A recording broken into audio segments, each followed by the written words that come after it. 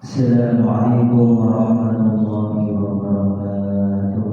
Waalaikumsalam warahmatullahi wabarakatuh. Yang salam hadirin sumber dimana Allah akan kita mulai pada malam ini karena bisa bersama-sama membaca surat Al-Fatihah dan nanti kita lanjutkan dengan doa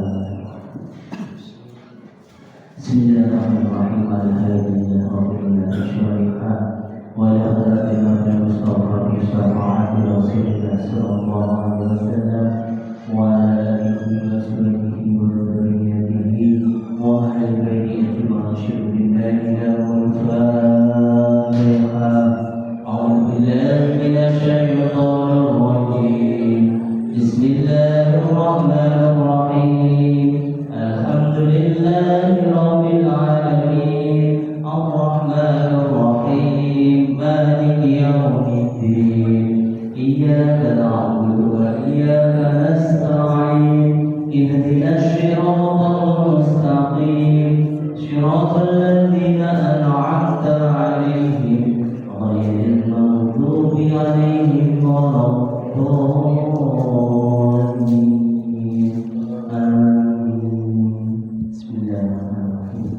Kalamun qadirun la yumallu sama'u tanazzaha an qawlin wa fi'lin wa niyati tanazzaha an qawlin wa fi'lin wa niyati bihi astaghfir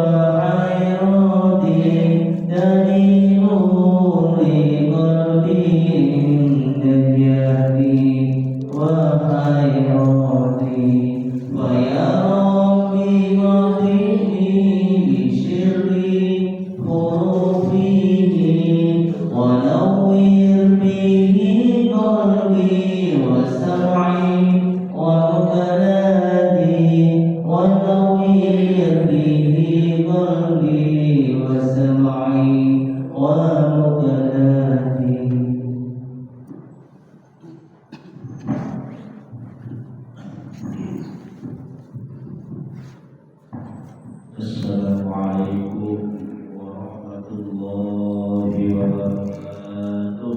Waalaikumsalam warahmatullahi wabarakatuh. Alhamdulillah, alhamdulillah hamdan wa syukrulillah wassalatu wassalamu ala rasulillah Sayyidina Muhammadin ibn Abdillah wa la hawla wa la quwwata illa billah.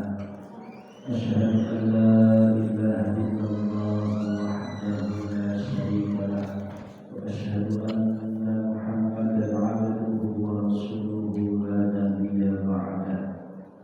Allahumma shalli wa sallim wa barik wa karim ala sayyidina Muhammadin Allahumma shalli wa sallim wa ala alihi wa ashabihi ajma'in wa man tabi'ahum bi ihsanin ila yaumiddin. Amma ba'du. Hadirin dan hadirat jamaah majlis taklim al-muhajirin yang dimuliakan oleh Allah Subhanahu wa taala. Mudah-mudahan kita semua dalam keadaan sehat walafiat, dimudahkan umurnya, dimudahkan urusannya, dilapangkan rezekinya, dijadikan rumah tangganya sakinah mawaddah warahmah, putra-putri keturunannya soleh dan solehah, berkah dunia dan juga berkah akhiratnya. Bersyukur kepada Allah, mari sama-sama kita ucapkan kalimat hamd. Alhamdulillahirabbil alamin. Atas segala nikmat dan rahmat yang Allah berikan kepada kita, terutama nikmatul iman wal Islam, sehingga pada kesempatan malam hari ini kita bisa hadir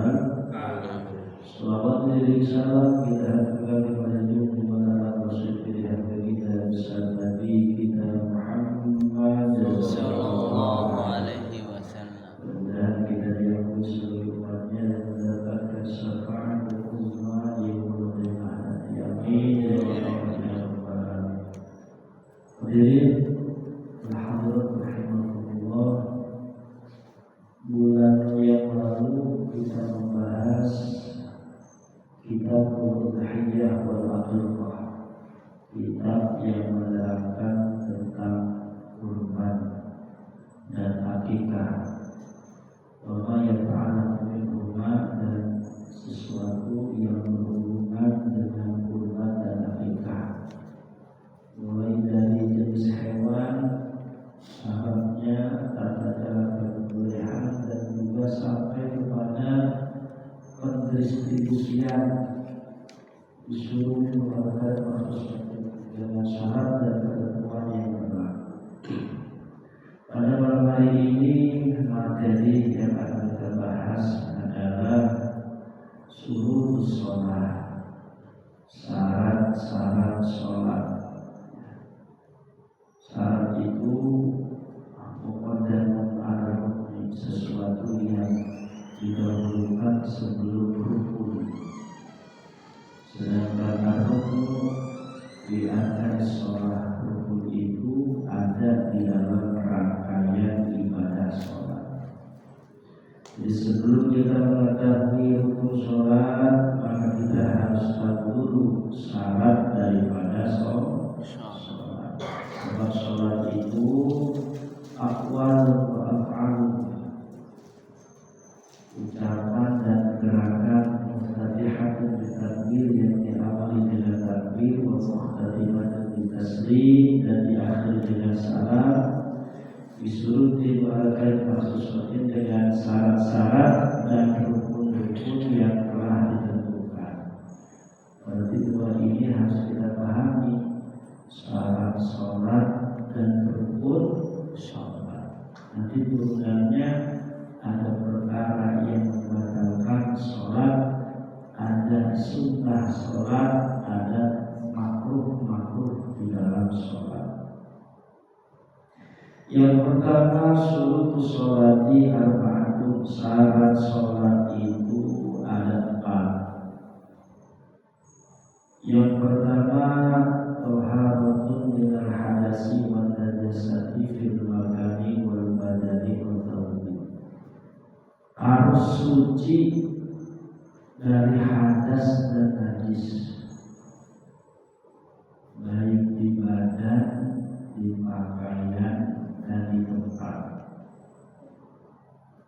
Hadas dan najis. Hadas itu terbagi dua, ada yujibul wudu, ada yujibul ghusl. Ada yang hadas kecil yang mewajibkan pada wudu, dan hadas besar mewajibkan pada mandi. Itu namanya hadas. Kemudian najis, apa najis? Kullu syai'in mustaqdir syar'iyyin, setiap sesuatu yang dianggap kotor, menjijikkan secara syariat. Di antaranya apa? Ma kharaja minal mauli, ma kharaja minal kubli wa dubur, sesuatu yang keluar dari kubur dan dubur, tidak meniat kecuali sperma, ya, air kecil, najis. Kemudian kotoran manusia, fil insan wal hayawan, baik pada manusia maupun hewan, itu yang keluar dari kubur dan duburnya, hukumnya najis. Ada juga min nahwi damin, darah najis. Wa qayhin, nanah juga najis. Wa mayyitatin, bangkai juga najis. Ila jarak bersama, kecuali bangkainya belalang dan bangkainya ikan, itu gak najis. Jadi darah najis, nanah, bangkai, dan sesuatu yang keluar dari kubur dan dubur, baik keluar dari manusia ataupun dari hewan, itu hukumnya najis. Hati-hati, itu hal yang paling mendasar. Karena kata Rasul, nanti di alam kubur banyak manusia yang disiksa karena meremehkan di dalam urusan najis.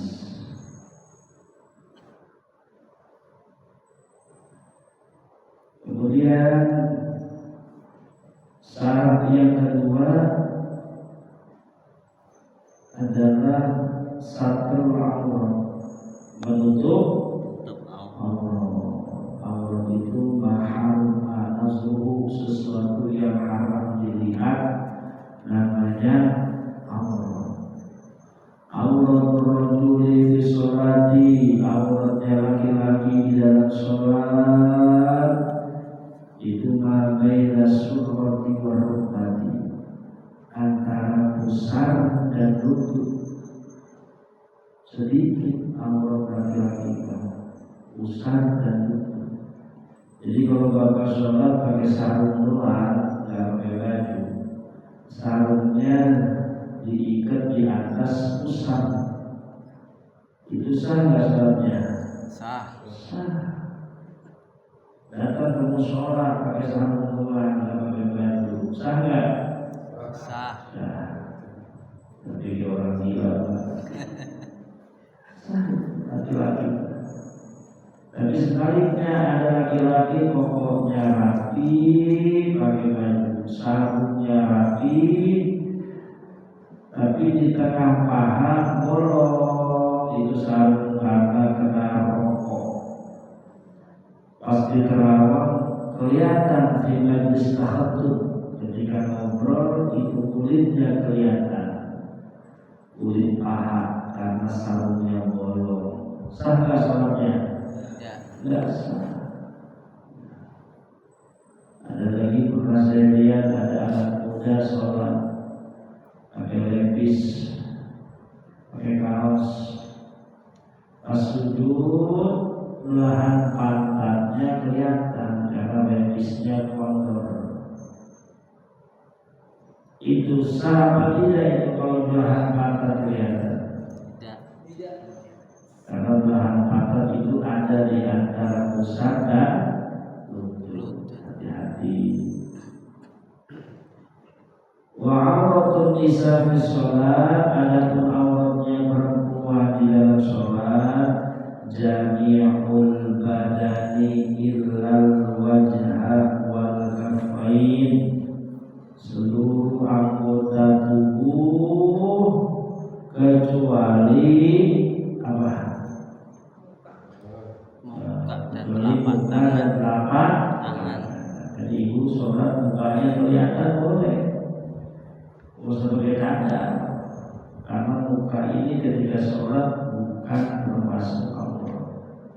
Kemudian kafain, dua telapak tangan, zahiran atau batinan, baik punggungnya ataupun bagian dalam telapak ini boleh kelihatan. Cuman di dalam wajah dan telapak tangan ada batasannya. Hati-hati. Ini yang terkadang jarang kita perhatikan. Batasan wajah dari mana sampai mana? Dalam kitab dijelaskan wa ardun wa tulan, batasan wajah ada yang memanjang, ada yang melebar. Yang memanjang watulan, wahatulan, wahatulan, yang batasannya memanjang itu min manabiti syakri ila akhir zakari, mulai dari tempat tumbuhnya rambut yang depan sampai dengan ujung dagu. Sini boleh kelihatan. Adapun wahadul ardo, batasan lebarnya minal udhunil ula minal udhunil thaniyah, dari cuping telinga yang kanan sampai cuping telinga yang kiri. Sekarang banyak kasus ibu-ibu ketika pakai mukena itu nyekeknya di sini. Ini itu aurat. Ya Bu. Ya, yang di bawah dagu dekat leher ini aurat. Makanya tutup ini dagunya. Minta bimaya teknologi lagi bahwa di sesuatu yang apabila tidak ditutup maka terlihat auratnya, maka tutup sesuatu yang melebihi aurat. Maka punya karet segitiga. Punya loh. Ada karetnya di sini. Jantungnya di sini. Gitu. Ibu ini kalau punya ya. Beli 200.000 di tanah abang. Nah itu kalau pakai modal majuin di sini. Ini batasan panjang. Batasan panjang. Kayaknya itu tujuannya. Adapun kafain batasan telapak tangan yang boleh terlihat ilal ku'aini sampai dengan pergelangan. Melebihi pergelangan kita melorot. Saya kadang suka mengkritik ketika orang tua perempuan dan suruh tua di masalah dilapatkan masalah sholat. Syarat tua itu dalam hal menuntut Allah sama dengan sholat. Kadang banyak ibu-ibu ketika tua kan harus menuntut Allah. Ini pergelangan tangannya kelihatan. Ketika dia istilah melambaikan tangan di Hajar Aswad, Bismillahirrahmanirrahim, ini kelihatan ini. Ya. Ini batal waktu ini karena ini adalah Allah. Ini bukan pergelangan tangan, ini tangan. Makanya pakai manset yang karet itu dulu. Kalau nggak buat manset dulu. Jadi ketika ibu melambaikan tangan di Hajar Aswad, ini begitu tetap begini. Maka nggak terbuka.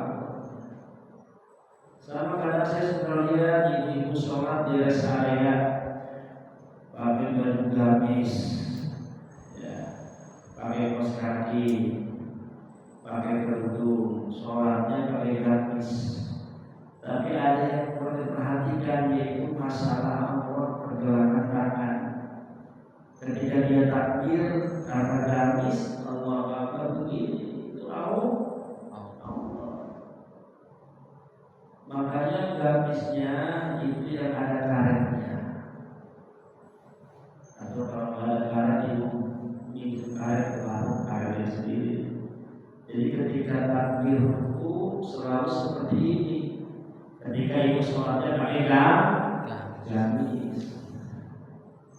Atau ada baju sari, itu baju gamisnya ada tali karet yang buat nyangkolin itu. Jadi dia ketika takbir tidak kolot. Ini juga 250.000 harganya. Bagus itu untuk sholat. Ya paham kan batasan aurat? Insyaallah. Ya aurat di wajah dan aurat di telapak tangan. Perhatikan betul. Bapak-bapak kalau dicek istrinya, dicek anaknya di dalam masalah aurat. Karena penting. Karena sholat itu bakal ditanya Al-Qur'an yang hasan dan berjamaah as-sholat. Amalan yang ditanya pertama kali di akhirat adalah masalah sholat, bukan sholat enggak. Bahwa yang ta'ala minha sesuatu yang berhubungan dengan sholat. Apa? Wudu berhubungan dengan sholat. Nanti ditanya cara wudunya, hal-hal yang membatalkannya. Wudu pakai air, nanti ditanya syarat airnya, tohir, makuhin, tohir, kafir, ada mutahhir, airnya berubah warna, rasa dan bau, musta'mal, ada bau najis. Panjang itu pelajaran. Panjang enggak? Panjang. Masyaallah. Ya, makanya kita ngaji seminggu sekali udah hebat betul. Ngaji fikih seminggu sekali udah hebat. Kalau di pesantren ngaji fikih tiap saat, bukan tiap hari, tiap saat.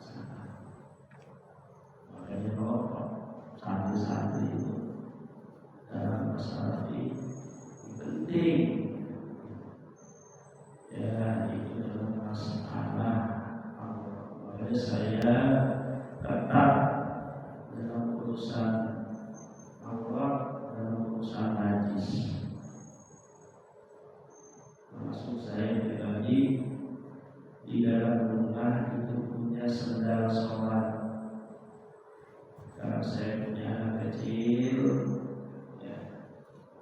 yang belum balik, belum tamyiz, kadang kecilnya beler-beran, kadang dari luar pakai sendal, dia mencium diri, dia sembarangan, ada yang najis kemana-mana itu di lantai, ada yang kucing lah. Kalau saya kalau wudu itu bawa sendal ke kamar mandi, wudu. Kalau sholat di rumah pakai sendal. Tiga sejadah, baru buka sendal. Kalau kita ada dugaan lantai kita itu najis karena punya anak yang belum mandi, belum najis dalam urusan membersihkan najis, kita menduga, kemudian kita berwudu. Pas wudu, kaki kita menginjak lantai yang diduga ada najis. Najis kan di kaki kita. Najis. Nah, kemudian naik sejadah dalam keadaan basah kakinya. Sejadahnya najis ya? Najis. Najis. Dan sejadahnya dipakai sampai lebaran. Sampai lebaran itu kita sholat di atas sejadah ya.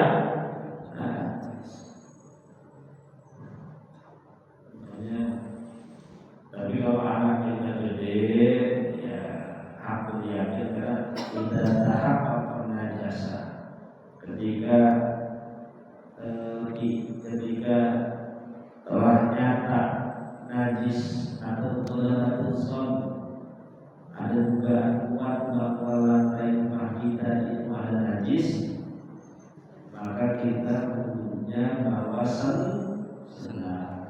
Tapi kalau anak kita gede, tidak tahap untuk najasa dan juga tidak ada dugaan kuat lantai kita ada najis, tidak usah pakai sendal. Paham ya? Itu masalah menutup aurat, termasuk syarat daripada sholat. Kemudian yang ketiga, syarat sholat adalah istiqbalul qiblah. Istiqbal qiblah, menghadap qiblah. Pertanyaannya, kita itu apa? Apa yang kita hadap? Yang dimaksud qiblah itu Ainul Ka'bah. Apa Ainul Ka'bah? Ainul Ka'bah itu bentuk Ka'bah. Yang dimaksud mustaqbilal qiblati yaitu mustaqbilal Ka'bah, menghadap Ka'bah. Maka semua orang sholat menghadap Ka'bah. Ka'bah itu kan kotak. Kalau nggak salah lebarnya 16 meter kali 16. Mungkin kayak kita dari Indonesia yang jarak ke Mekah itu kurang lebih 10.000 kilo. Saking jauhnya menghadap fisik Ka'bah. Mungkin kalau ada orang yang pernah coba ditarik pakai benang pas sekali. Apakah kompas yang selama ini kita punya itu akurat atau ada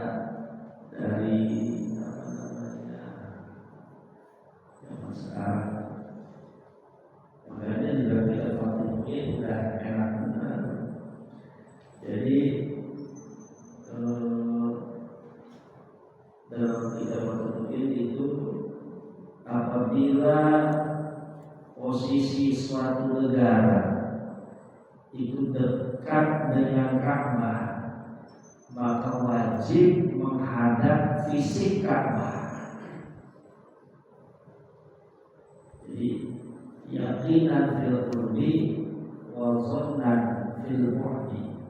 Yaqinan fil qurbi, apabila dekat maka harus secara yakin menghadap fisik Ka'bah. Tapi wa dhannan fil bu'di, tapi kalau posisi negara jauh dengan Ka'bah, maka kata kita Fathul karangan Imam Zaid Al-Malibali, tidak harus yakin menghadap fisik Ka'bah, tapi zona itu harus menduga kalau posisi kita ini menghadap fisik Ka'bah. Dugaan itu 75%, namanya zon. Tapi kalau yakin 100%. Kalau 50% namanya syak, 50-50. Kalau 20% namanya waham. Waham itu menduga tapi dugaannya kurang akurat. Nah, kita ini menghadapi sikapah pakainya wasol dan film. Kira-kira. Bahkan ada Imam Ghazali, anak lagi Imam Ghazali. Oh, suatu negara yang jauh dengan fisik Ka'bah itu cukup menghadap arah Ka'bah, pakai jihadul Ka'bah, pakai arah Ka'bah. Dari Indonesia ke Ka'bah itu arahnya barat. Betul. Selagi masih dikatakan barat, berarti dia menghadap Ka'bah.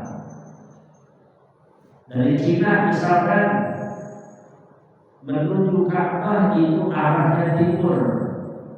Selagi orang Cina sholat menghadap timur, berarti dia telah menghadap visi Ka'bah. Karena kalau pas betul nggak mungkin Ka'bah yang kotak 16 meter, sedangkan contohnya inilah, contohnya di Indonesia ada satu bangunan seperti Ka'bah 16 meter ke 16, sedangkan kita kan soknya panjang melebihi 16 meter. Ka'bah 16, ini Ka'bah 16 meter misalkan, 16 16.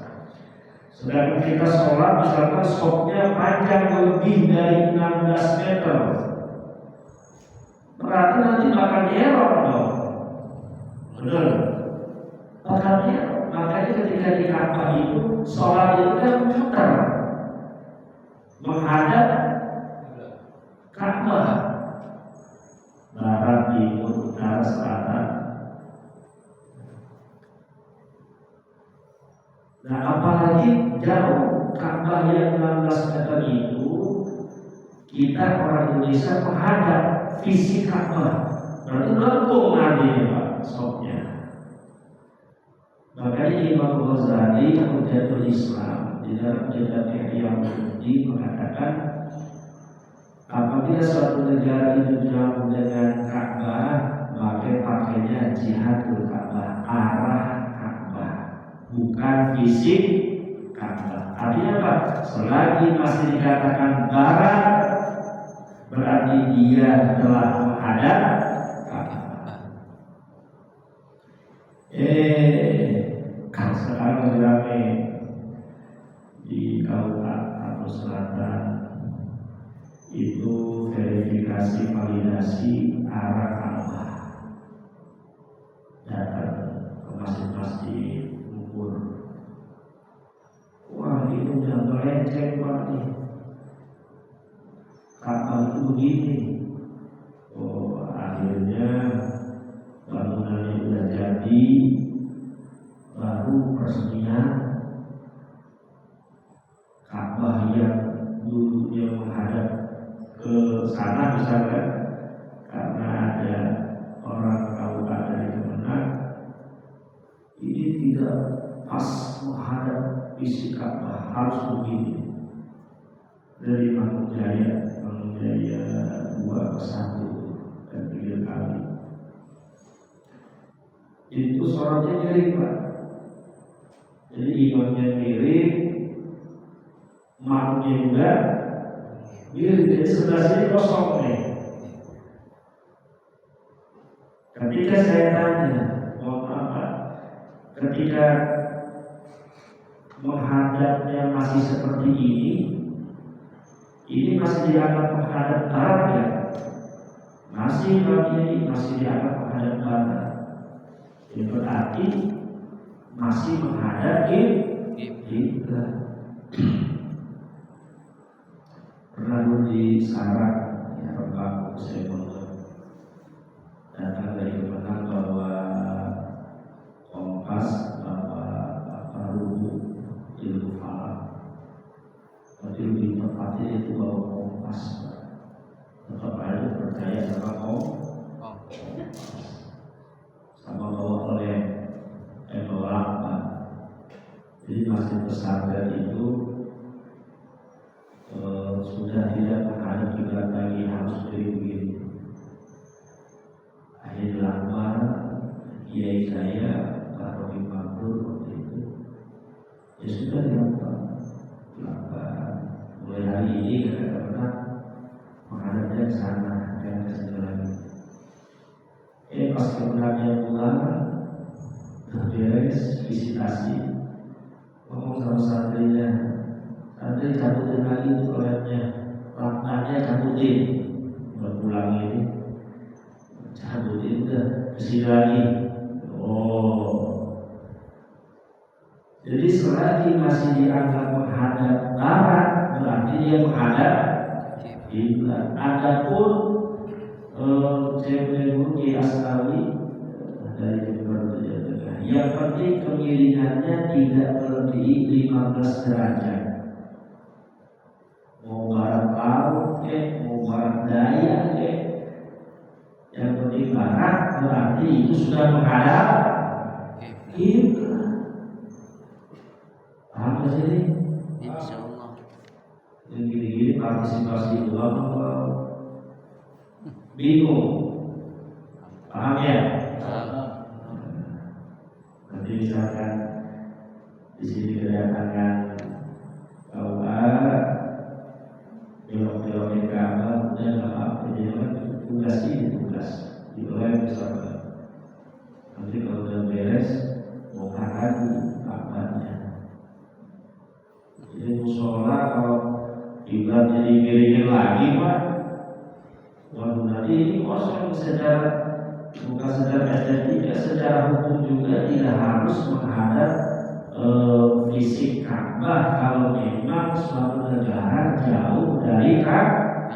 Tapi kalau memang dekat seperti Madinah Al-Munawwarah, itu wajib menghadap fisik Ka'bah. Kalau ditarik pakai benang, meleset sedikit 1 derajat nggak sah sholatnya. Tapi kalau jauh nggak bisa. Dan itu dibahas di pesantren dan masalah ini. Dan syarat yang keempat adalah dukhulul waqti sholat. Syaratnya adalah sholat ketika sudah masuk waktu sholat. Suruh sholat yang waktu syaratnya sholat ada 4. Yang pertama taharatullah hadas wa najasah daripada ibadah kalimatul bisuci pada tempat pakaian dari hadas dan najis. Yang kedua satrul aurat untuk aurat. Yang ketiga istiqbal qiblat menghadap kiblat. Yang keempat wudu waktu sholat sudah masuk waktu sholat.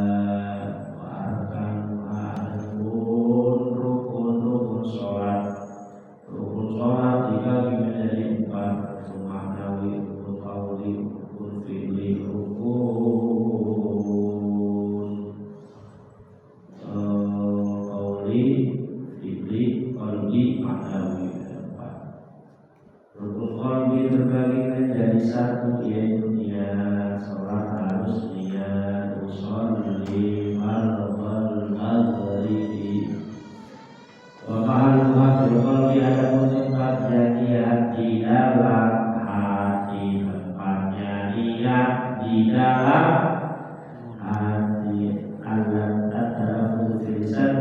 apapun ada diucapkan dengan lisan hukumnya sunnah. Itu pun qalbi yaitu dia panjang dari lisan. Bapak tidak bisa. Ada yang bertanya? Ibu silakan.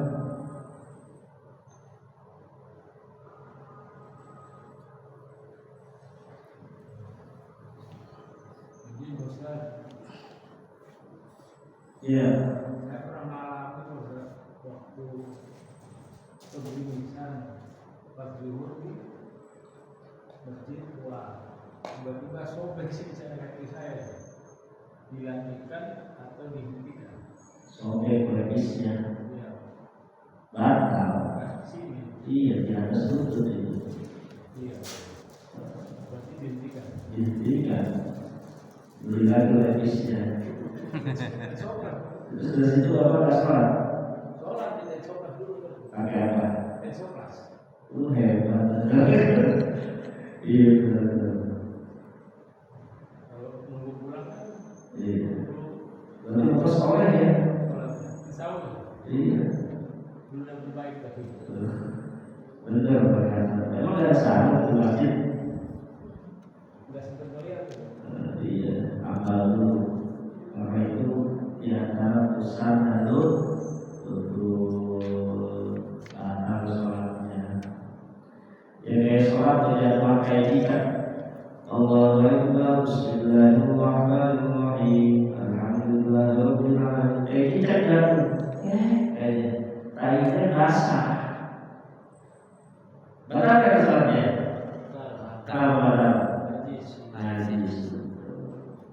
Kalau bajunya ganti baju apa wudu lagi? Ganti baju. Ganti baju, wudunya batal nggak? Enggak. Ganti baju. Atau nggak usah ganti, cuci aja, buka baju ada keran, bagian sini cuci, pakai lagi, sah? Sah.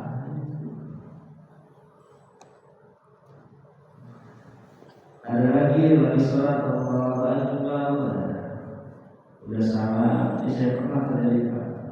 Udah sama, udah duduk begini kan di kantor.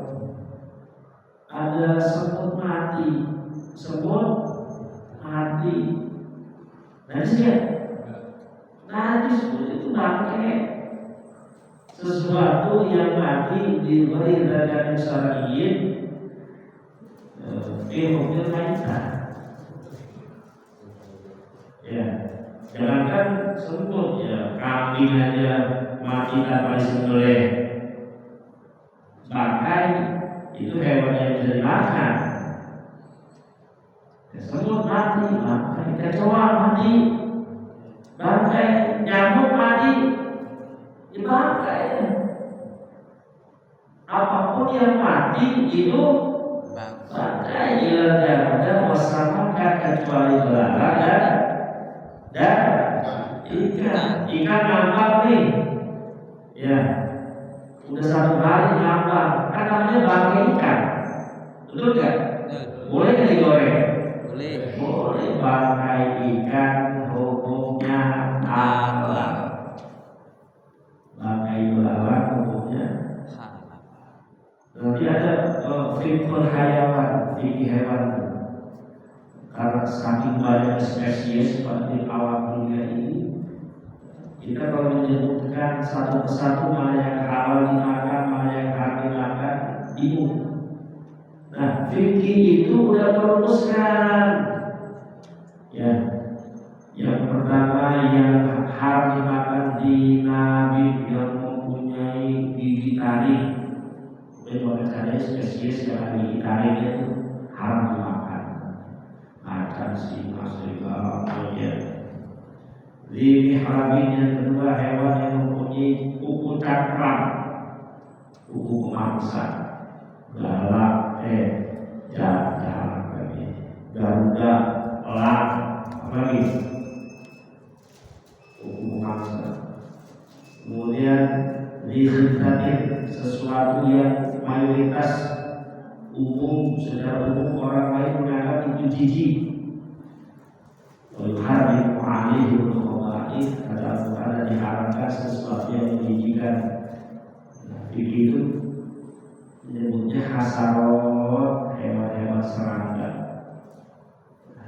Coba lalat, lalat ya.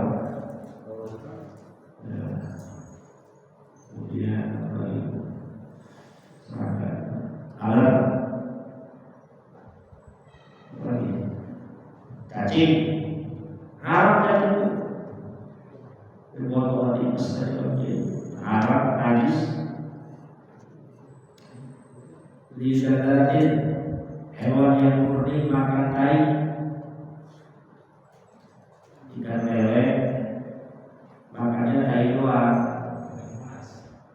Ya, kalau Ustaz udah makan tai, itu di atasnya gampang deret, gak pernah kasih pelet, gak kasih pur, ya, lu makan.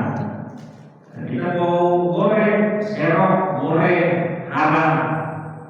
Karena murni makan tai, kecuali campur. Apa campur bahasa kaya? Mik. Dimix. Ada tai, ada pelet. Makanya saya udah gak makan kaya. Ibu masih suka ya? Ibu yakin ya itu makannya bukan tai?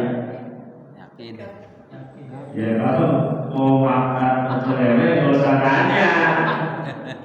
Ini nanya pedagang belinya di mana? Itu di Tambelang. Itu bapak yakin ya di Tambelang itu makannya pelet apa tai? Kayaknya sih makan tai doang pak. Oh, nggak usah dari tahu makan aja. Benar? Ya, ada dia lagi kalau itu hewan yang hidup di dua alam. Itu spesies-spesies itu yang harus dimakan. Ghairu makul lagi. Anak tawon, Hah? anak tawon, kangsi. Tawon? Anak tawon, kangsi. Ya. Kangsi? Halal. Tawonnya kan haram. Tawon haram. Anaknya haram. Tapi kan enak. Kayak kepiting. Ada yang ngatain haram, ada yang ngatain tidak haram, ada yang bilang itu hidup di dua alam, ada yang tidak. Kalau saya doyan kepiting, halal aja. Kepiting lautnya. Kepiting lautnya halal.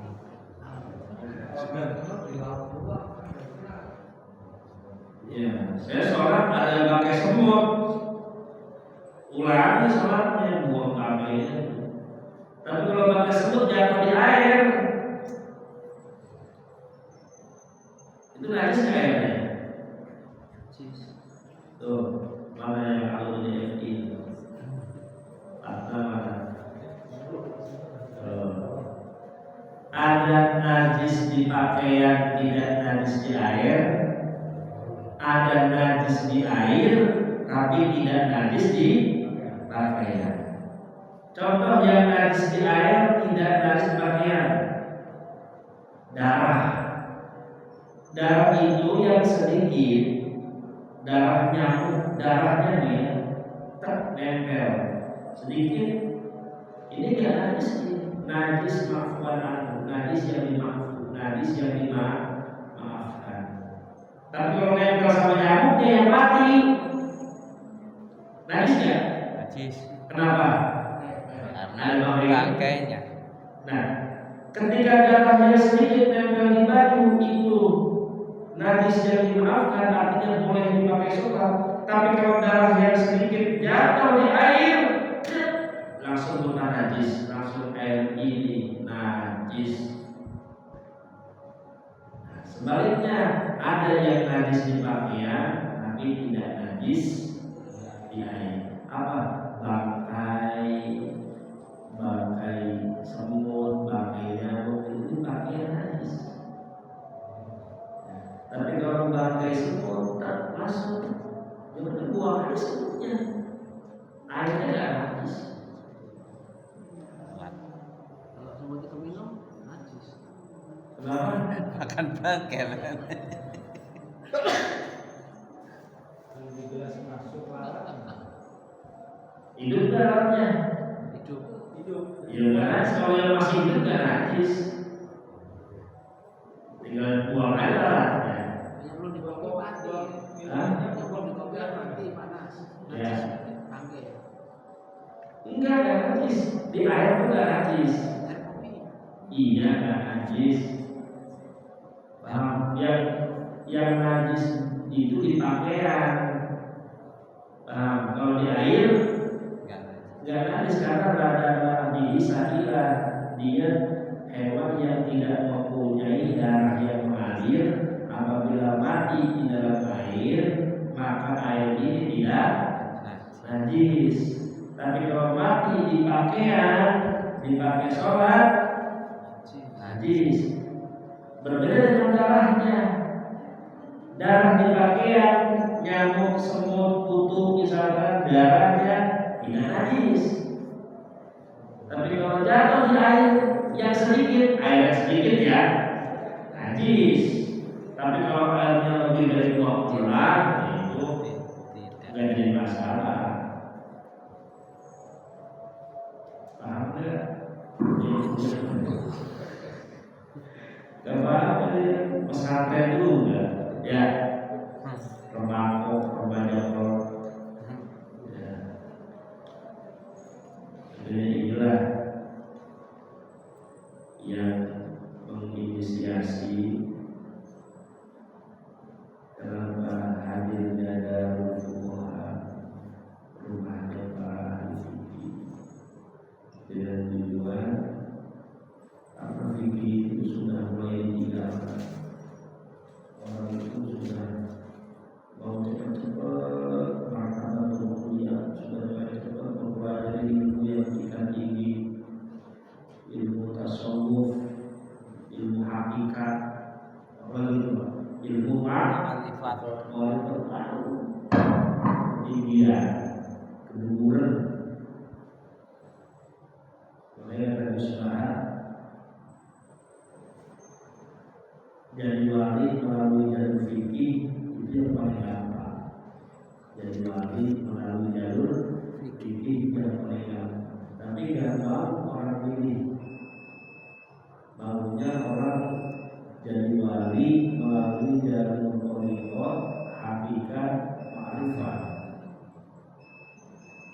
Kenapa? Fikih itu susah. Lebih susah fikih daripada nahwu shoroh.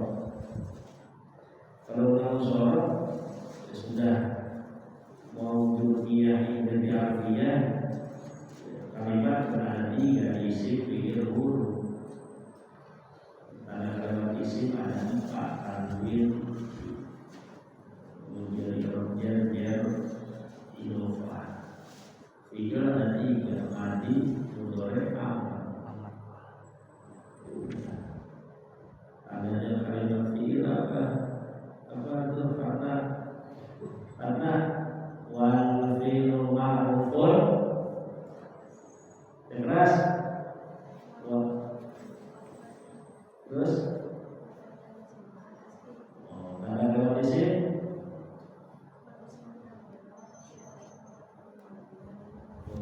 DF itu pas kopi Buddha. Gampang nggak ada sorot? Gampang. Yang susah itu fikih susah. Ya. Besok itu kalau nggak mafandi mukroh, kalau nggak ma'rifat nakir, kalau nggak mudzakkar muannas. Isim semua di antara 7, isim mufrad, isim jamak, jamak taksir, jamak muannas salim, jamak mudzakkar salim. Isim dua munsharif, yang mudhari dalam sesuatu manqus maksud isim dua munsharif. Itu aja mau belajar dimanapun yang mabni ya isim dhamir mau usul isim isyarah gampang. Makanya saya sering motivasi Mas Andi, nahwu shoroh itu mudah, nggak sulit. Yang sulit itu apa? fikih